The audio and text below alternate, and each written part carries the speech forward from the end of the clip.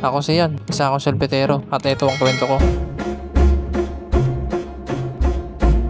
Bumaligtad nga yung payong ko sa sobrang lakas ng hangin at sobrang dilim nga ng panahon ngayon. Panigurado to, ulan to ng malakas kasi lumalakas yung hangin. Kaya hindi na nga ako nagtagal, umalis na ako dito. Baka kasi dito pa maabutan ng malakas na ulan. Wala pa naman ako masisilungan dito at saka baka di kayanin ng payong ko sa sobrang lakas ng hangin sa kaulan. At buti na nga lang, malapit na to dito sa tropa ko. Kaya mitubo na ako dito. Nandito na nga ako sa tropa ko at mamaya maya nga, bumaligtad na naman yung payong ko sa sobrang lakas ng hangin. At kasunod nga nun, bumuhos na yung malakas na ulan. At buti nga sakto, nakasilong na ako dito sa tropa ko. Sumilong ako banda dito sa may bubok kasi hindi na kami kasya sa payong. Nakasilong din kasi yung tropa niya doon kaya hindi na kami kasya tatlo. At sobrang lakas nga talaga ng ulan ngayon. Ano ba yan? Sira na ang hanap buhay namin. Kakalabas ko lang. Wala pa nga akong gaano benta pero wala akong magagawa. Panahon yan Kaya dapat sa tuwing walang ulan, sulitin na yung panahon kasi hindi mo masasabi baka bukas umulan. Malayo nga sa akin yung karo ko. Hindi isip ko baka inaanap niya na ako. Hindi, joke lang. Apektado nga rin ng ulan tong tropa ko kasi binibenta niya malamig.